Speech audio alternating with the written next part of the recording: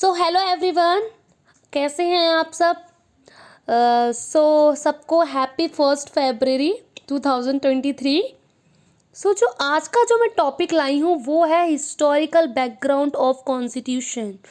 आज से मैं एक सीरीज शुरू करने जा रही हूँ जिसमें जो हमारा संविधान है उसके इतिहास से लेकर उसके प्रेजेंट टाइम के बारे में मैं पूरा एक्सप्लेन करूँगी।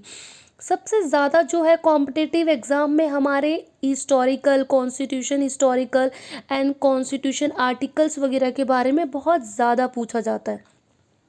और जो चीज़ पूछी जाती है हमें एग्जैक्ट अगर हम वो याद करें तो हमारा एग्ज़ाम क्रैक करने में हमें बहुत सहायता मिलती है।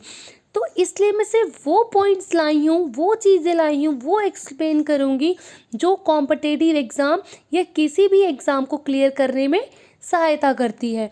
इस तरीके से मैं हर डे एक कॉन्स्टिट्यूशन से रिलेटेड वीडियो अपलोड करूँगी जिसमें सारे आर्टिकल्स होंगे, उसका हिस्टोरिकल बैकग्राउंड होगा, किस तरीके से उसकी स्टार्टिंग हुई, सब कुछ।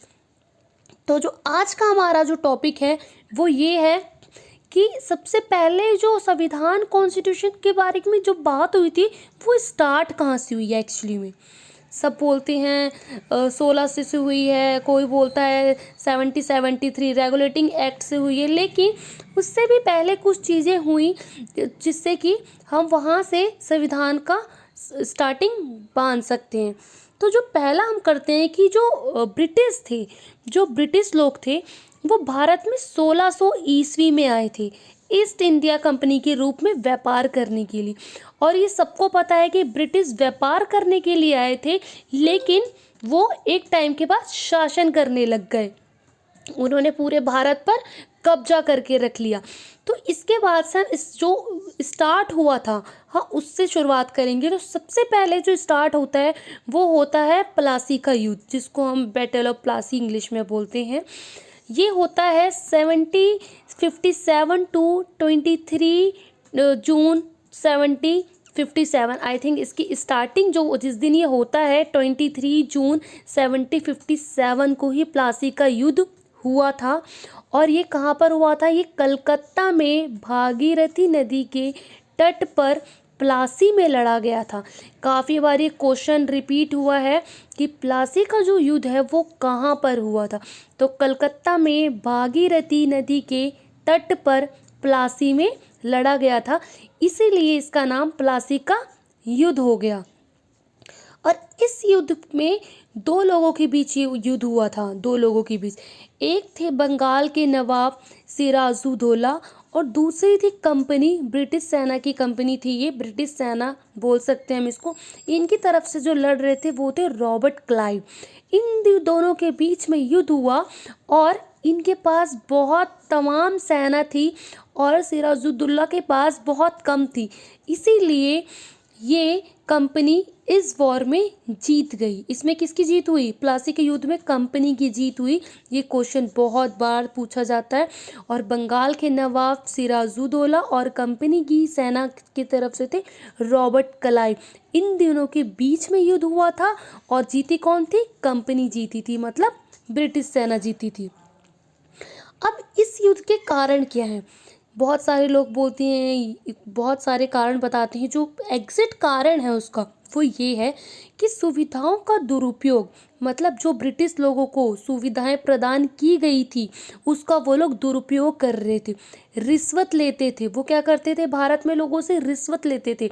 भारत में जो राइट्स दिए गए थे उनका उपयोग सही तरीके से नहीं कर रहे थे, भ्रष्टाचार को फैला रहे थे। इन सब के कारण ये युद्ध हुआ था और ये युद्ध इन सबको रोकने के लिए हुआ था, लेकिन ये फिर भी नहीं रुका क्योंकि इसमें कंपनी की जीत हुई और कंपनी को बढ़ावा मिला इस जीत से। इसके बाद कंपनी का आगमन हुआ, मतलब अब कंपनी भारत में पूरी तरीके से आ गई क्योंकि उनका कॉन्फिडेंट लेवल बढ़ गया कि अब हमने इन सारी चीज़ों को कर रहे थे, हम रिश्वत भी ले रहे थे, भ्रष्टाचार भी कर रहे थे, राइट्स को ठीक तरीके से निभा भी नहीं रहे थे, फिर भी हम जीत गए युद्ध को। तो उन्होंने क्या किया? और भी तरीके से भारत में बहुत सारी चीज़ों का दुरुपयोग करना शुरू कर दिया। इसके बाद जो आ जाता है, उसके बाद जैसे वो भारत में आगमन हुआ तो शुरू हुआ बक्सर का युद्ध। ठीक है। ये हुआ था 22 अक्टूबर 1764 से लेकर 23 अक्टूबर 1764 तक चला था बक्सर का युद्ध। प्लासी का युद्ध पहले आता है, देन आता है उसके बाद बक्सर का युद्ध। और जो बक्सर का युद्ध है वो कहाँ लड़ा गया था? बक्सर के पास लड़ाया गया था। एक स्थान है बक्सर, वहीं पे ही लड़ा गया था। अब इसके कारण क्या थे? विशेष अधिकारों का दुरुपयोग। अभी हमने पढ़ा कि वो प्लासी के युद्ध में वो लोग जो अधिकारों का दुरुपयोग कर रहे थे, उन्हीं सी चीज़ों को देखते हुए बक्सर के युद्ध भी इसी कारण हुआ, क्योंकि वो जो अधिकार दिए गए थे उनका दुरुपयोग करना ख़त्म नहीं कर रहे थे, वो और भी बढ़ा रहे थे उसको।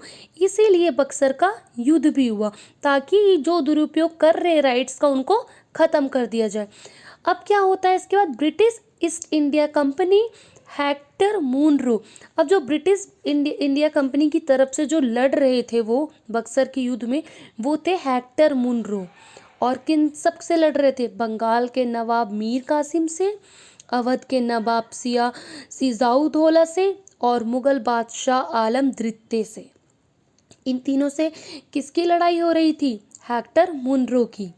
सो क्या हो गया? प्लासी और बक्सर युद्ध की वजह से ही 1857 का विद्रोह स्टार्ट हुआ था, क्योंकि जो ब्रिटिश थे वो दुरुपयोग, भ्रष्टाचार को पूरी तरीके से फैला रहे थे बार बार। तो इन्हीं दोनों की कारण की वजह से 1857 का विद्रोह स्टार्ट हो गया। और 1858 में ईस्ट इंडिया कंपनी को समाप्त करके भारत में ब्रिटेन की महारानी विक्टोरिया का शासन शुरू हो गया। क्या शुरू हो गया? महारानी विक्टोरिया का शासन शुरू हो गया। ईस्ट इंडिया कंपनी को समाप्त किया गया था भारत में, ठीक है।